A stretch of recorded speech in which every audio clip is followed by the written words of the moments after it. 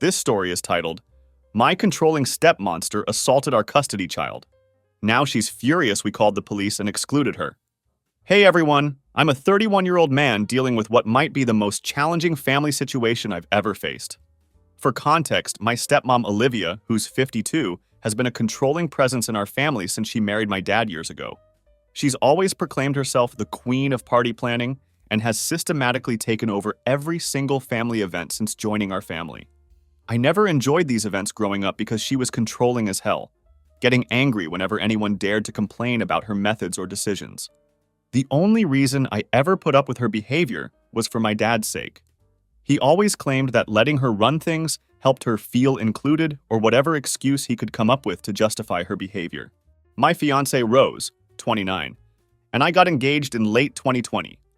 A few months after our engagement, Rose got pregnant, which led us to postpone our wedding so we could focus on our son. That's why we've had a pretty long engagement period. From the very beginning, Olivia tried to take over our wedding plans. She constantly complained about everything we chose, contacted our wedding planner behind our backs, and even showed up uninvited to Rose's dress appointments. We told her to stop multiple times, but my dad kept insisting we should just let her do whatever she wanted. It was obvious she was bitter about not being the host and particularly angry that she wasn't getting the mother of the groom title on our invitations. Besides our baby boy, we also have Tommy, who's 4 years old. He's Rose's half-brother, and Rose gained custody of him after his parents died in Portland. Tommy moved in with them during COVID, and I've been in his life since he was tiny. He doesn't call me dad. He refers to us as his sister and her guy, but we love him like our own son. The problem is that my stepmom absolutely hates Tommy. She's repeatedly accused Rose of baby-trapping her way into our family, and her behavior got even worse after our biological son was born. My dad actually likes Rose and loves both kids, but my stepmom has manipulated him into refusing to babysit Tommy. Because of this, we usually leave the kids with Rose's brother in Austin instead, as their kids are the same age as ours. Last weekend, we had plans in Denver. Rose's brother was out of town, and her other siblings live in different states, as do my mom and sister. After much deliberation, my dad agreed to babysit at our place. We left feeling uneasy about the arrangement, but didn't have many other options. When we returned, we walked into absolute chaos. Both kids were crying, my stepmom was screaming like a banshee, and my dad was weakly trying to calm everyone down. The room felt like a war zone, with tension so thick you could cut it with a knife. We quickly found out what had happened. Tommy had innocently mentioned to my stepmom that he and our son were going to be ring bearers in our upcoming wedding. She completely lost it, started screaming that she wouldn't allow it, and kept yelling that Tommy wasn't real family. When Tommy started crying at her vicious words, she hit him hard enough to split his lip open. I had never seen her get this violent before, and it sent me into a protective rage. I instantly banned her from our house and explicitly told her she was no longer welcome at our wedding. My dad is furious about this decision. He says he won't come to the wedding without her and has even convinced half of his side of the family to boycott our wedding. They've been spreading a watered-down version of what actually happened, minimizing the abuse and making us seem unreasonable. My stepbrother is fully backing his mom's version of events. No matter how many times I explain what really happened, he refuses to listen to reason. Rose and I are completely united in our refusal to back down on this. We're still getting calls from various cousins asking us to reconsider our decision, suggesting we're being too harsh. But I'm completely done with family members enabling her behavior. I love my dad, but I'm willing to cut ties with him if that's what it takes to protect my family. Most of Rose's family is firmly on our side, supporting our decision to ban my stepmom. However, one of her aunts actually suggested that maybe my stepmom acts this way because she doesn't feel welcomed in the family. I wanted to scream when I heard that. After years of her controlling behavior, after she physically assaulted a 4-year-old child, people are still making excuses for her. We pressed charges immediately after the incident. The day after it happened, we took Tommy to his pediatrician to document his injuries professionally. We gathered all the evidence we could, including pictures of Tommy's face showing the split lip and bruising. By some miracle, we also had nanny cam footage of the incident. My stepmom wasn't actually invited to our house in the first place. My dad never goes anywhere without her, so we had taken precautions just in case. I never expected her to do something this awful, but I never fully trusted her with the kids either. The actual physical attack happened off camera, but we captured footage of her screaming at Tommy, and is crying both before and after the assault. This was enough to ensure she now has an abuse charge on her record. There was no way I was letting her get away with what she did to my family. Tommy is doing okay now, all things considered. He was already seeing a counselor regularly.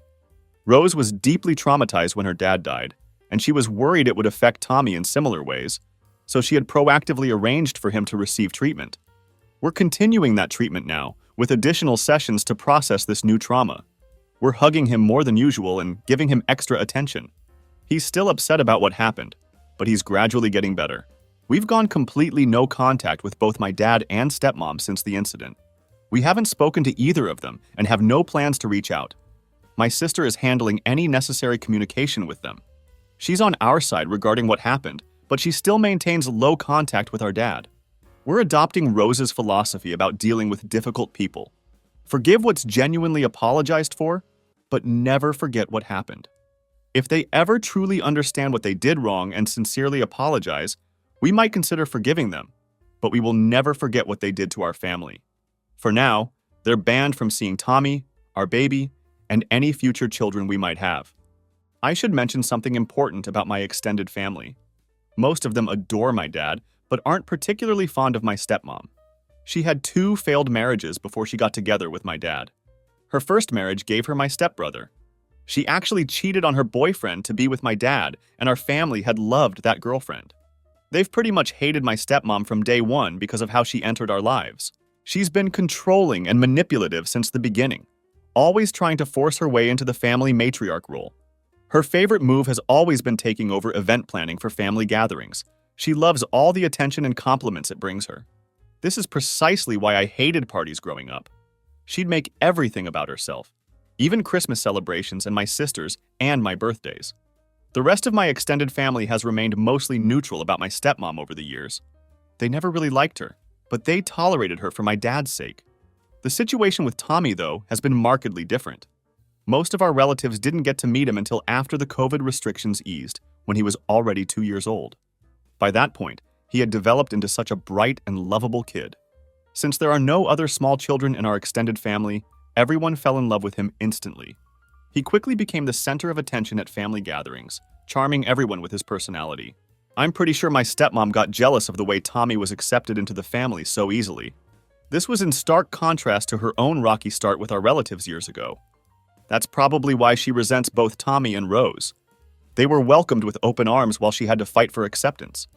I can't confirm this for certain, but it makes logical sense given her behavior. She was also clearly upset about various aspects of our wedding planning. Besides not being allowed to take over as the wedding planner, she had zero involvement in the wedding party. She tried pressuring us to let her officiate the ceremony, but Rose's best friend had already been given that role months earlier. She wanted my stepbrother to be my best man, despite the fact that he wasn't even interested in the role, and I had already asked my closest friend. She also pushed for her sister's daughter to be our flower girl, but we had already promised that role to Rose's 3-year-old niece. Her sister's daughter is 15 and barely knows us. It made no sense. She even tried to make my dad walk Rose down the aisle since her father had passed away, completely disregarding that Rose's oldest brother from Austin had already been chosen for that honor. My stepmom kept complaining incessantly that my family wasn't involved enough in the wedding compared to Rose's family. She repeatedly said this wouldn't be happening if she was in charge of the planning. But nothing, absolutely nothing, excuses hurting a child, especially not petty jealousy over wedding arrangements. I haven't talked to my dad directly since the incident. My sister keeps me updated on what's happening with them. The story they've been telling other family members is completely different from reality. They've erased any mention of Tommy's injury and never mentioned the abuse charges. They're claiming we banned them from our wedding simply because we were annoyed with them and took it out on my dad too. Fortunately, most people in our family already disliked my stepmom, so it wasn't hard to explain what really happened. The relatives I actually wanted at our wedding have apologized for initially believing my dad's version and are now berating him too for standing by my stepmom. The people who didn't believe us or said we overreacted have been told they're not welcome in our home anymore. These skeptics are mostly from my dad's generation, which isn't really surprising given their tendency to prioritize keeping the peace over addressing harmful behavior. My stepbrother is still in complete denial about what his mother did. He refuses to believe she could hurt a child, even with all the evidence we've provided. I understand that she's his mom, but I can't excuse his willful blindness to her actions. He's banned from our lives too now. It sucks because we were close growing up, but I have no regrets about this decision. I'm actually closer to Rose's siblings anyway. Besides Tommy, she has 3 other siblings. Her older brother from Austin, her twin brother, and her younger sister. They're all furious about what happened and have been super supportive of us throughout this ordeal. Rose's maternal family essentially adopted Tommy after she got custody of him. They've been calling constantly to make sure he's okay since the incident. We've saved quite a bit of money from uninviting various people from the wedding, and we decided to use those funds for something positive. We're helping Rose's cousin come to the wedding from Portugal, which she couldn't afford to do before. We're now paying for her plane ticket, turning something negative into a small positive. Tommy's getting much better as time passes. He's almost back to his sunny self again. The split in his lip was thankfully shallow and is healing gradually. It didn't require stitches, which was a relief. We've had serious conversations with him about why my dad and stepmom won't be around anymore. He really liked my dad, but he understands why they're a package deal. He's obviously terrified of my stepmom now. We're doing our absolute best to make him feel safe and secure. We keep telling him that he's family, that we love him, and that nothing will ever change that. We're not particularly worried about them crashing our wedding, but we've still alerted the venue just to be safe. We gave them photos of my dad and stepmom so they can keep an eye out. I believe in being prepared for every possibility, especially when it comes to someone as unpredictable as my stepmom. The hypocrisy of my stepmom is truly astounding. She claims Tommy isn't real family, but she's constantly complaining about not feeling welcomed herself. My dad has been guilt-tripping me for years, making me attend her events and using that same "she doesn't feel included" excuse over and over. He can't see that he's enabling this ridiculous pot calling the kettle black moment. The difference, of course, is that Tommy actually is family, regardless of blood relation. I'm finally accepting a hard truth that I've probably known deep down for a while now. I will always love my dad, but it's not healthy for me or my family to be around him anymore. It hurts knowing that my son has lost his only biological grandfather, but he has 2 amazing step-grandpas from Rose's side to make up for it. In a strange way, I'm kind of satisfied with how things have turned out. I don't generally like complaining about life. It's messy, but beautiful. I love my fiancé, I love our kids, and I'm lucky enough to love my job as a software engineer. We're truly happy, and I'm determined not to let anyone ruin that for us. I hoped that would be my last update on this situation, but I feel I should keep you posted on any significant developments. Thank you all for your support through this difficult time, and I wish you all the best. Starting with what's probably disappointing news, we're accepting that my stepmom is likely to get just a slap on the wrist for what she did to Tommy. Rose and I have been talking to our lawyer about our next move, but it's still too early to tell exactly how we should proceed. We're trying not to get ahead of ourselves, though we probably already have in some ways. The good news is that we're starting the process for a restraining order against my stepmom. We're using all the evidence we gathered from the incident, including the nanny cam footage and pictures of Tommy's injuries. That's our main focus right now. I still haven't spoken directly to my father. My sister remains in low contact with him, though she's considering cutting ties completely since she's the only one from my side of the family still speaking to him. Dad keeps asking her about me, wanting to know if I've calmed down yet.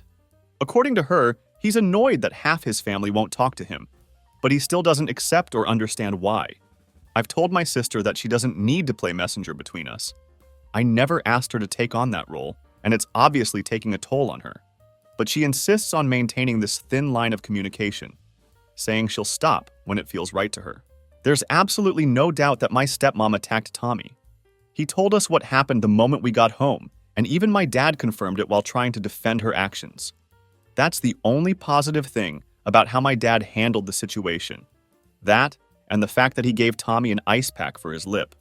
Meanwhile, my stepmom was too busy screaming about Tommy being a whiny brat to even deny what she'd done. For those wondering about ages in our complicated family, my stepmom is younger than my dad and about 5 years younger than his ex-wife, my mother. They got together when I was 15. My stepbrother is a month older than me. She had him when she was 21 and married his dad a year later. She turns 50 this year. Both kids are doing okay for the most part. Tommy is back to running around the house in his Superman costume when he's not engaged in other activities. He has had a few nightmares this week, though, and has asked to sleep in our bed twice. We don't mention my father around him.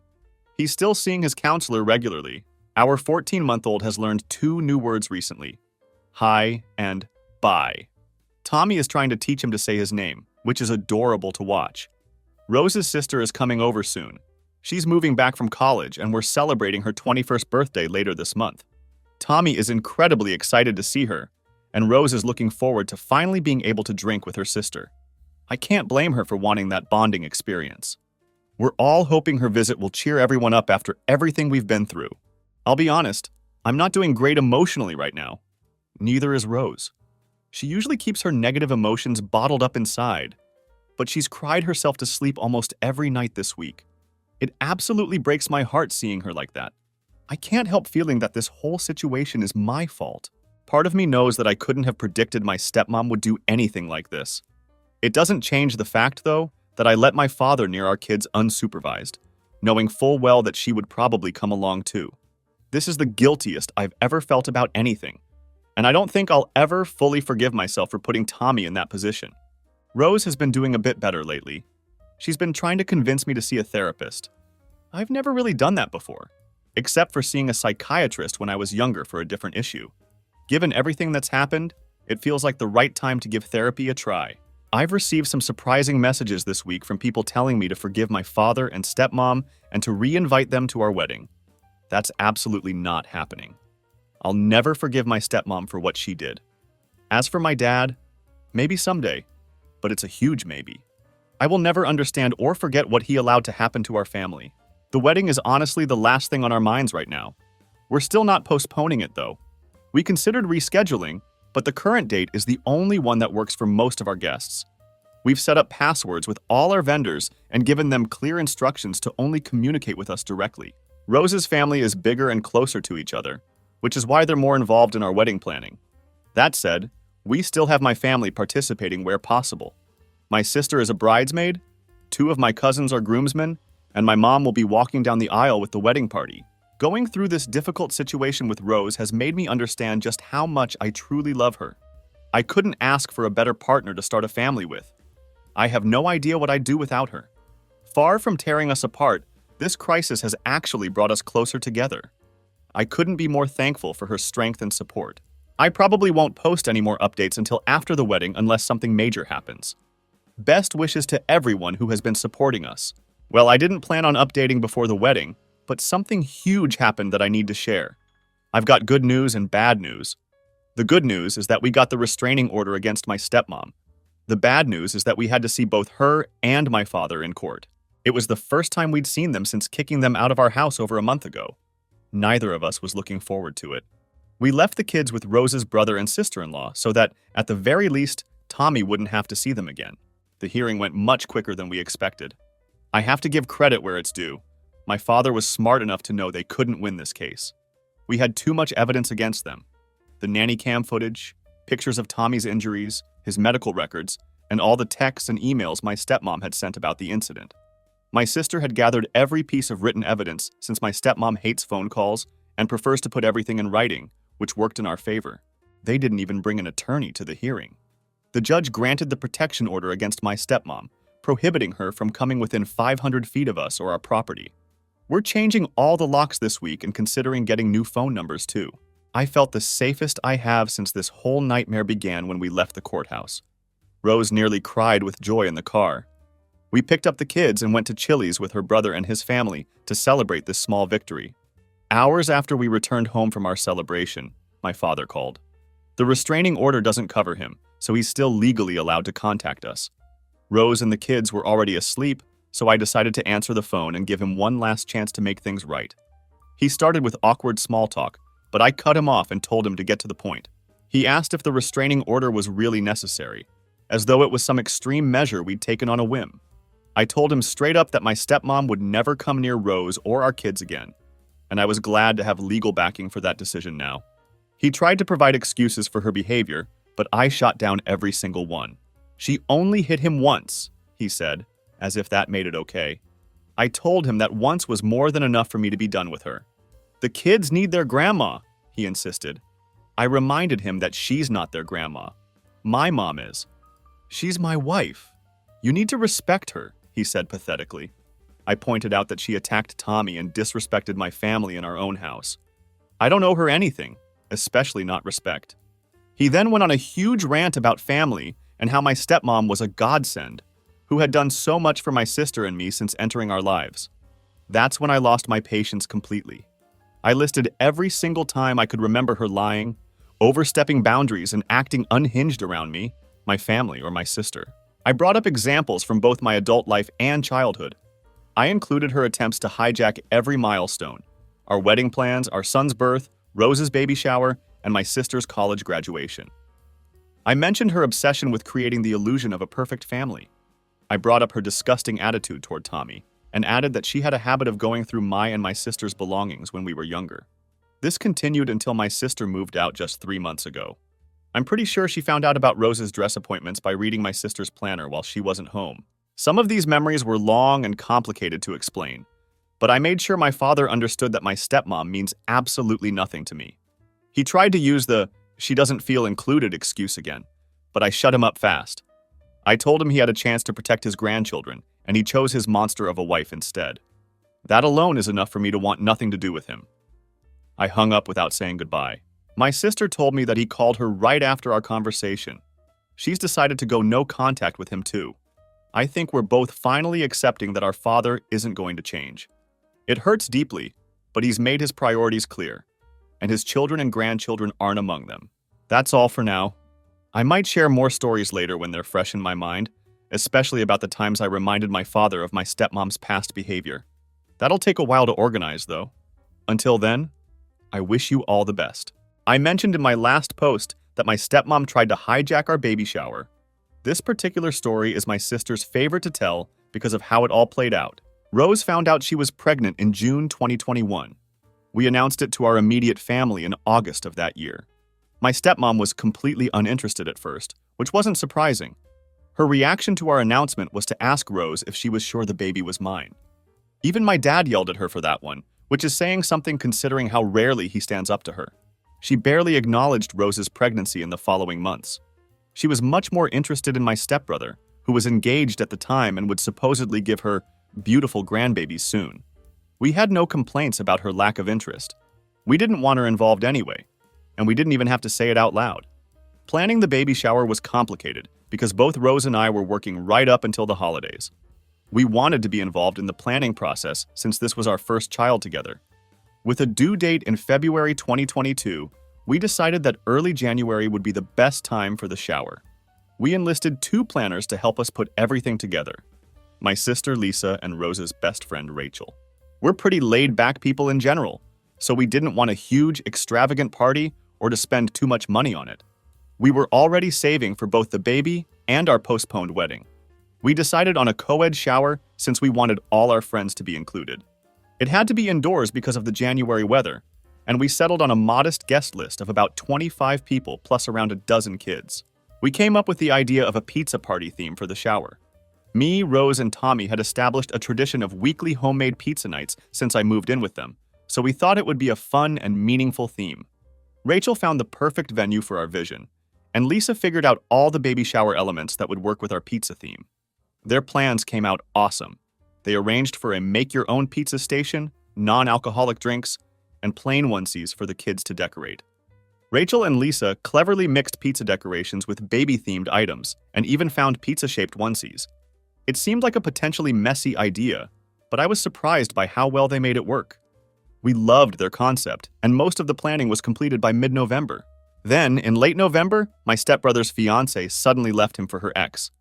They'd been together for 4 years, so this was both sudden and traumatic for him. He was completely devastated by the breakup. That's when my stepmom realized that her dream of having grandchildren through her son might take longer than she had anticipated. Without her son's milestones to obsess over, she abruptly shifted her focus to mine. She went from being an aloof, disinterested relative to an over-enthusiastic grandmother-to-be practically overnight. She started making Facebook posts about her upcoming grandchild, buying tacky promoted t-shirts declaring her grandma status, and the whole 9 yards. Rose and I were too busy with work and holiday preparations to worry about her sudden change of heart at first. But then she started pestering us about planning both the baby shower and a gender reveal party. We immediately said no to the gender reveal. No offense to people who enjoy them. They're just not our thing. Plus, We had already decided we wanted to wait until the birth to find out the baby's sex. She tried repeatedly to get us to tell her the baby's gender as a Christmas present to her, but we refused that as well. We also firmly denied her attempts to take over the baby shower planning. Predictably, she complained to my father, who then pressured Lisa to let my stepmom help with the planning. Since Lisa was still living with them at the time, she didn't have much choice in the matter. She called Rachel, and they reluctantly agreed to meet my stepmom for coffee to discuss the shower. I wasn't present at this meeting myself, but Lisa told me exactly what happened. Before they could even mention their existing plans, my stepmom started talking about her own ideas. She pulled out a thick binder with "Oh Baby" written on the cover in fancy script. It had colorful tabs everywhere and fabric swatches sticking out from various pages. The section dedicated to the shower was actually the shortest part of her binder, but it was still excessively long for just one event. Lisa sent me pictures of the design boards my stepmom had created.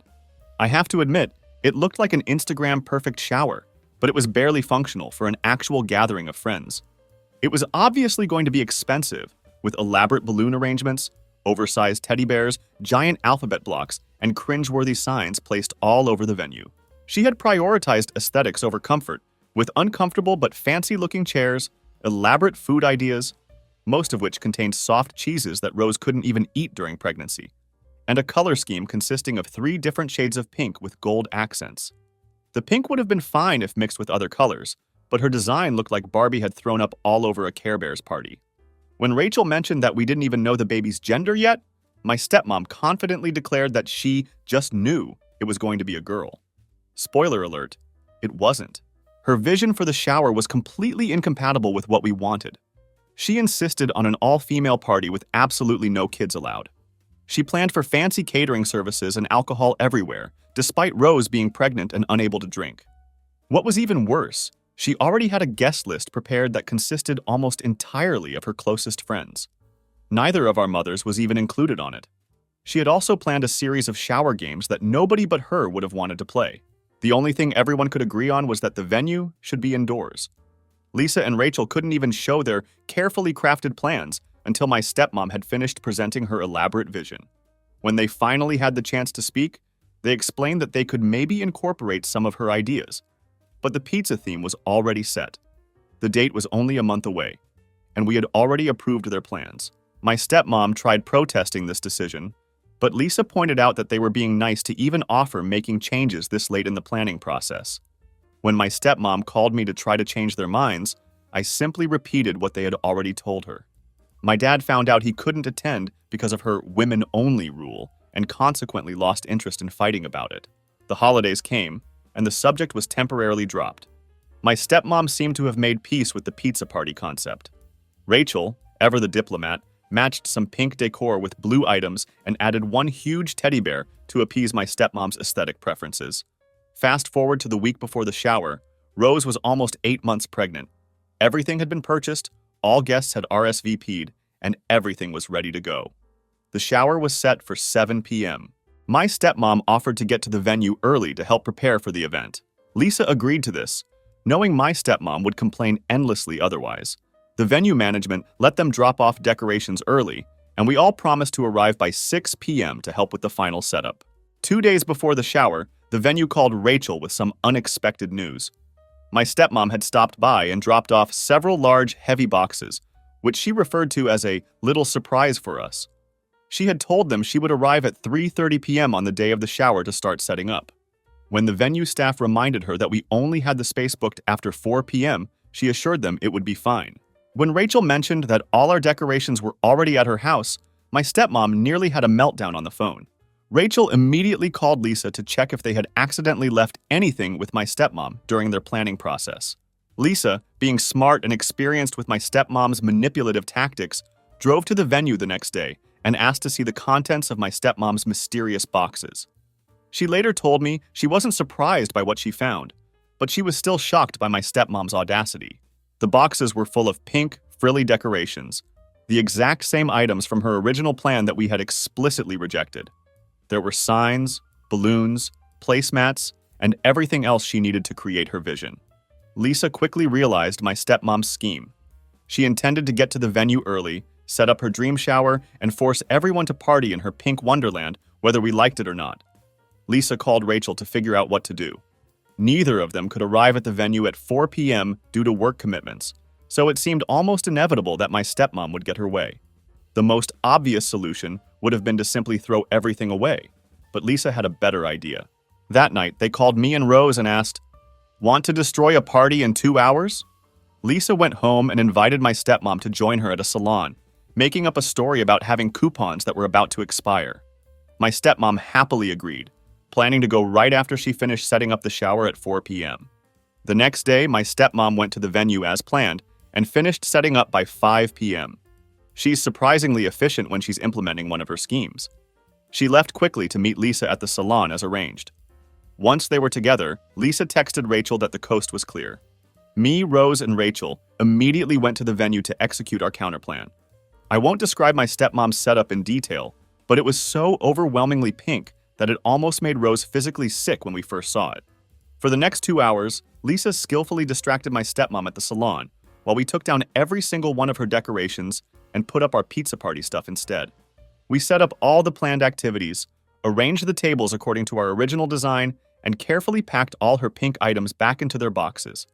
The whole process was actually really fun, and we finished just minutes before the shower was scheduled to start. Some guests arrived before my stepmom, so I barely saw her reaction when she finally showed up. Lisa told me later that her jaw literally dropped as she tried to make sense of what had happened to all her pink decor. My sister just smiled at her, whispered "nice try" in her ear, and went to help Tommy decorate a onesie. The shower turned out to be everything we had hoped for. Our friends were there, people had a great time, and there was tons of delicious pizza. We didn't care that my stepmom sulked in the corner the entire time. Rachel caught her trying to secretly put pink bows on the cupcakes at one point and shut that down quickly. Her interest in our baby died completely after that failed takeover attempt. She stopped wearing her Nana shirts, didn't visit the hospital when our son was born, and even refused to acknowledge that he was a boy until weeks after meeting him. Before we went no contact, she was only a grandmother in the loosest possible definition of the term. I'm genuinely grateful that my son will never really know her. That incident happened just a week ago, and I'm still angry about it. Part of me hopes I'll be able to laugh about it someday soon, but right now it's just another example of her controlling, manipulative behavior. For context, our son is now 15 months old and absolutely loves stuffed animals. His favorite is a soft, light pink octopus that we call Moby.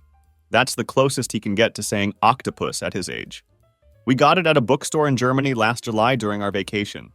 Our son actually spotted Moby himself and reached for it instantly. Since then, he's been completely obsessed with this toy, taking it almost everywhere he goes. He gets upset if we try to take it away from him and loves playing with the tentacles before falling asleep. He's extra protective of his Moby, which is made by a German company. While it's probably available online somewhere, I've never seen it in any local stores. I had to run some errands at the mall last Friday. Rose was busy with other commitments, and Tommy was at a friend's house, so I took our baby with me, Moby and all. When I finished my errands, I still had some time to spare, so I took my son to the toy store in the mall. I showed him various toys for a few minutes before we went to look at the stuffed animals section. I took him out of his stroller so he could get a better look at the plushies. He instantly waddled over to the nearest shelf, handed me Moby so he could pick up another stuffed animal, and I placed Moby in the stroller's storage basket for safekeeping. After playing with the stuffed animals for about 5 minutes, he started getting tired, so I put him back in the stroller. That's when I reached under the seat for Moby and realized with horror that the octopus was missing. My son noticed the moment my hand came up empty and started crying loudly. I picked him up to comfort him, not particularly excited about the prospect of having to order a new octopus online and waiting for international shipping. I started checking the shelf again, hoping to find Moby among the other toys. A store employee heard my son crying and came over to ask if we needed help. I explained the situation and described Moby to her. She informed me that there was a lady at the checkout counter currently trying to buy a pink octopus. I hurried to the counter while holding my crying son. There was a woman in her mid-30s, let's call her EM for entitled mom, there with her daughter, who was about 5 years old. I vaguely remembered seeing them enter the store earlier. She was arguing with the cashier about something she was trying to purchase. As I got closer, I could see that the cashier was holding Moby and trying to explain to EM that it wasn't their product. It had no tag and couldn't be identified in their inventory system, so they couldn't sell it to her. EM was telling the cashier that she was lying, insisting that her daughter had picked the pink octopus from the soft toys section. I didn't immediately assume EM was trying to steal Moby on purpose. I figured that since her kid was only 5, she had probably just picked it up by mistake. I try not to expect the worst from other parents. I'm a father myself, after all. I approached the cashier politely and said, "Hi, excuse me, I think there's been a mistake. That's my son's toy. He brought it to the store with him." EM didn't appreciate my intervention one bit. She told the cashier that I was obviously lying. "It's pink. It's a girl's toy," she argued. "My daughter picked it up. I'm buying it." This back and forth continued for about 2 minutes. The cashier seemed eager to give me Moby, but EM wouldn't back down. She kept calling me a liar and a thief, telling the cashier there was no proof that the octopus belonged to my son. She insisted that her daughter had seen it first, and they had the right to purchase it. Eventually, I gave up on being the bigger person. I pulled out my phone and showed both the cashier and EM pictures of my son with Moby from a few months back. I'm not sure why I didn't think to do this sooner, but I have to admit that sometimes I do enjoy watching entitled people dig themselves into a hole. Somehow, EM still didn't believe me, or at least claimed not to. I told the cashier to look for a zigzag seam at the base of one of the tentacles. About 4 months ago, Tommy had accidentally ripped Moby while playing with the baby. Rose had stitched it back together, though she's not a great seamstress, her words, not mine. The repair job was a little noticeable, but not glaringly obvious.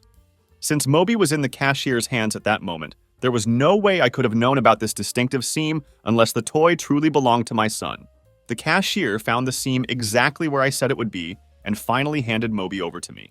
EM's daughter started crying at this point, and EM tried to argue more, but it didn't work.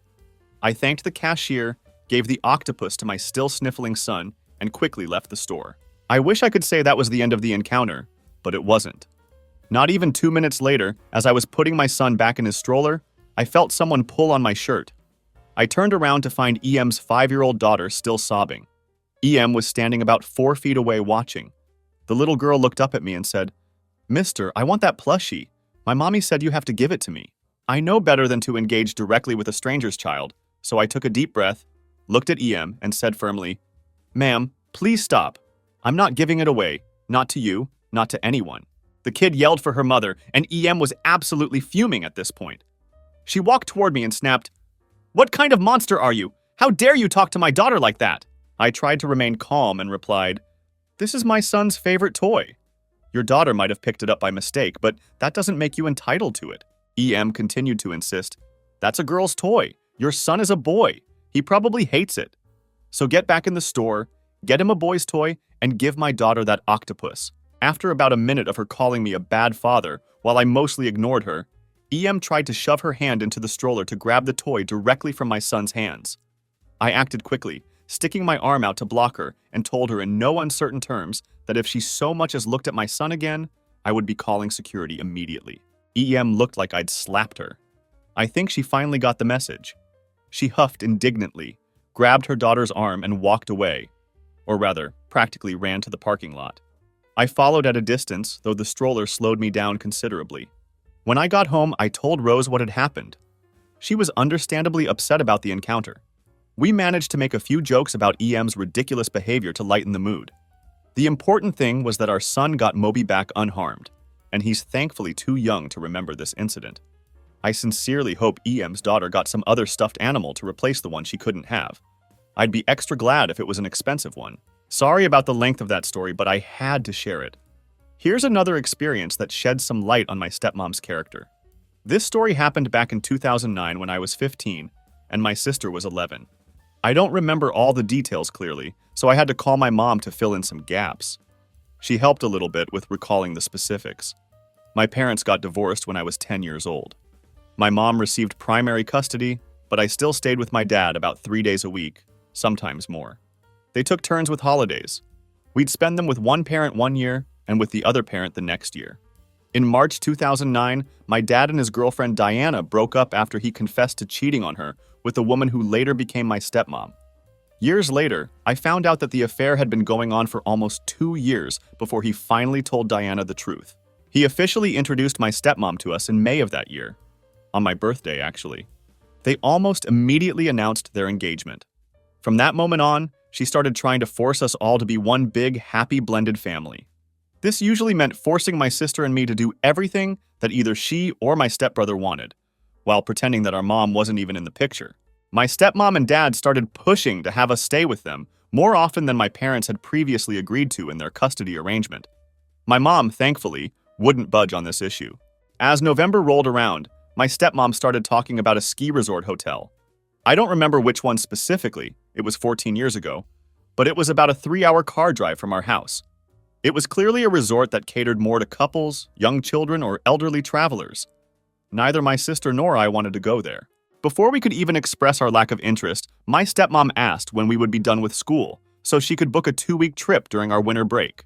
I was actually happy to break the news to her that we'd spent the previous Christmas and New Year's with my dad and Diana, so according to my parents' arrangement, it was my mom's turn to have us for the holidays.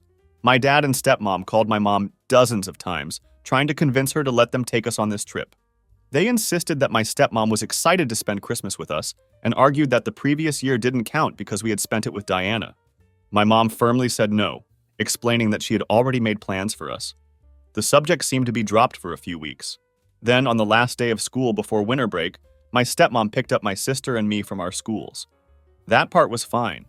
We were supposed to spend a couple of days with my dad before the holidays officially began. What wasn't fine was that the moment we got into her car, my stepmom announced, "We're going to the ski resort! Surprise!" She proceeded to tell us that they had already packed our bags and that my dad would meet us at the resort. I immediately asked if my mom knew about this plan. She said sure, but I knew instantly that was a lie.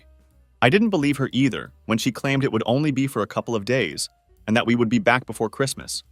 I figured they had booked the 2-week stay they wanted and would try to guilt trip us into staying once their couple of days were up.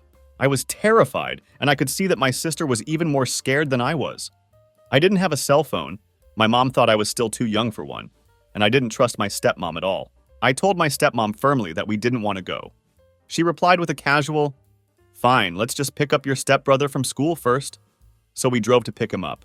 And after he got in the car, my stepmom immediately said, "Okay, now let's go to the resort." I repeated that we didn't want to go, and she responded with, "Fine, let's just find a gas station and fill up first." This bizarre pattern repeated 6 times over the next hour. Every time I said we didn't want to go, she would make up some new excuse and pretend to forget my objection entirely. As we were about to leave town, my dad called my stepmom. I could hear them fighting for a few minutes about something, though I couldn't make out the specifics. Then she hung up abruptly. My stepbrother asked what had happened, but she didn't answer at first. Then she suddenly announced, "I'm taking you kids to your mom's," turned the car around, and drove us home. When we arrived at our mom's house, she immediately pulled us out of the car and screamed at my stepmom to leave, which she did without protest. My mom was hugging us and bawling like she hadn't seen us in years. The intensity of her reaction confused me at the time, but it made sense later. My mom didn't tell me the full story until a few days later. Basically, she had called my dad in a panic because he had never told her that we'd gotten home safely from school, which he always did whenever he picked us up. He had been hoping she wouldn't call until we were already at the resort, at which point it would have been too late to do anything about it. When my mom did call, my dad knew that lying would only make things worse, so he told her about their plans. He tried to spin it as something my sister had wanted to do, but my mom didn't buy that excuse for a second. She told him in no uncertain terms that if my stepmom didn't bring us back immediately, she would call the police. My dad and stepmom ended up taking my stepbrother to the resort as planned. For months afterward, they bragged about all the fun they had and all the things my sister and I had missed out on. My stepbrother later told me that he actually hated the trip. He barely saw my dad while they were there and spent Christmas mostly alone in his hotel room. My stepmom called both my sister and me selfish for trying to ruin their holidays. My sister actually felt guilty about it for a while, and I had to repeatedly reassure her that we had done nothing wrong. My mom never called the police or pressed charges over the incident. At the time, she wasn't sure if what my stepmom had done would qualify as a crime or if the authorities would actually help us. She also feared that involving the police would permanently damage our relationship with my dad, with whom she was still trying to maintain amicable terms for our sake. Years later, she told me that she regretted not calling anyone about the incident. And that's the story of how I got my first cell phone. My mom decided I needed one immediately after that experience. Update. My stepmom is gone for good, hopefully. After being engaged for over 2 years, Rose and I finally got married last Saturday. We're still getting used to calling each other husband and wife, but we'll get there eventually.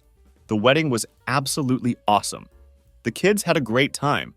Our extended families finally met each other, and we danced so much that I could barely stand the next day. Tommy took his ring bearer duties very seriously and sweetly held my son's hand as they walked down the aisle together. Besides my aunt getting completely inebriated and having to be wheeled out in a wheelchair, which we had actually anticipated might happen, everything went according to plan. It's been 4 months since we got the restraining order against my stepmom, and things have been mostly quiet. I wouldn't have it any other way.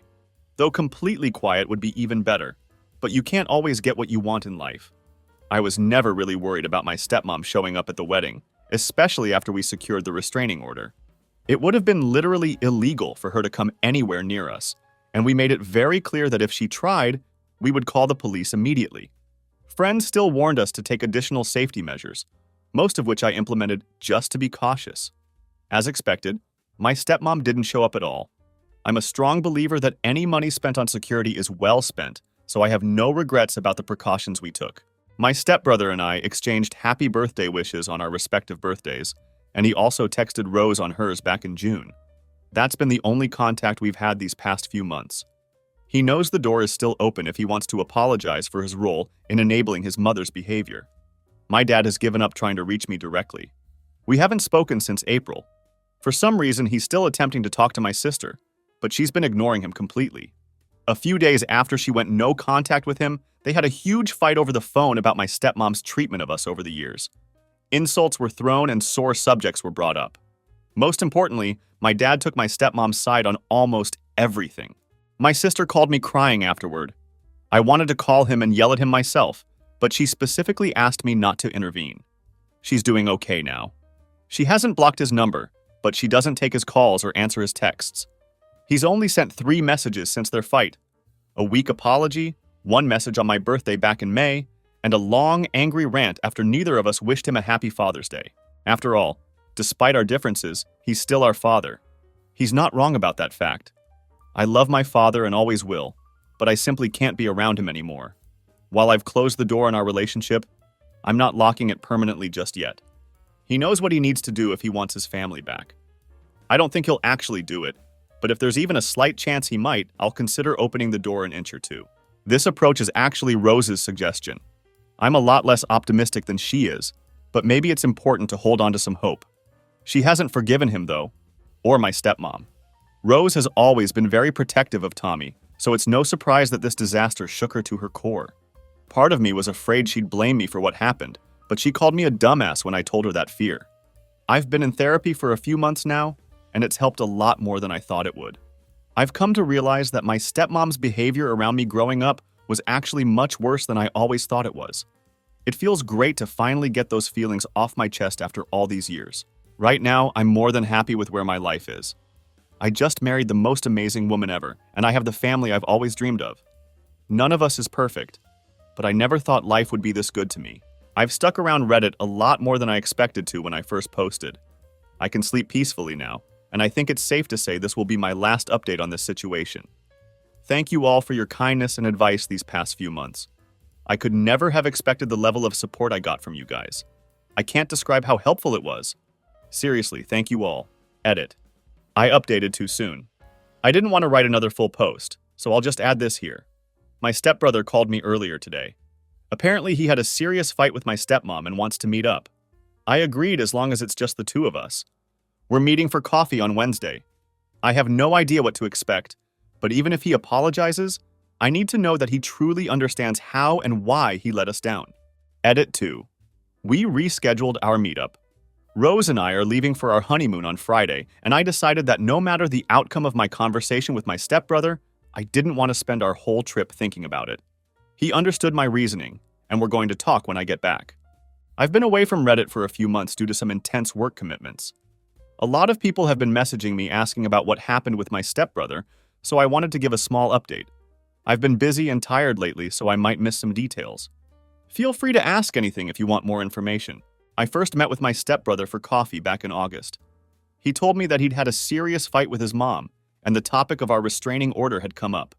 She'd been lying to him about the details of what happened, accusing Tommy of picking on our baby, bad-mouthing Rose, and more outrageous claims. This time, he had managed to force her to tell him the truth. My stepbrother started to reevaluate his relationship with his mother after talking to his therapist and friends about the situation. He began examining not just this incident, but also the way she had raised him throughout his life. He finally accepted that I wasn't exaggerating about what she had done to Tommy. He told me that he had actually wanted to talk to me back in June, but didn't want to distract Rose and me from our wedding preparations. That was a thoughtful consideration I hadn't expected from him. My stepbrother and I have spent the last 4 months working on rebuilding our relationship. We've been meeting regularly for coffee or lunch, discussing his mother, what she did to our lives, and especially what she did to our kids.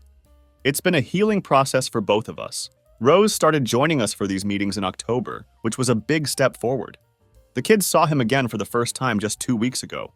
Things were awkward between us for a while, but we're in a good place now. He's also been making amends with my sister. In early November, he made the decision to completely cut contact with his mother. That was a huge step for him, and I respect the courage it took. Rose and the kids are doing amazing. Tommy turned 5 in September, and our baby will be turning 2 in early February. We're spending the holidays with Rose's family in Costa Rica, while my stepbrother is staying with his girlfriend. Things are great all around. That's all I have to share for now. I'm signing off for a while, but I'll let you know if anything significant happens in the future. Happy holidays to everyone, and best wishes to all of you who have supported us through this journey. Looking back over this entire experience, I realize how much my family has grown and changed. What started as a horrific incident with my stepmother has ultimately led to stronger boundaries, clearer values, and even the reconciliation of some relationships I thought were permanently damaged. The journey hasn't been easy.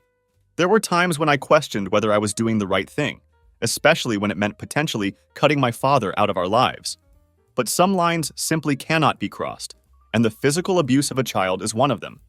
Taking a stand against that behavior, regardless of family ties, was something I'll never regret. I'm proud of how Rose handled everything.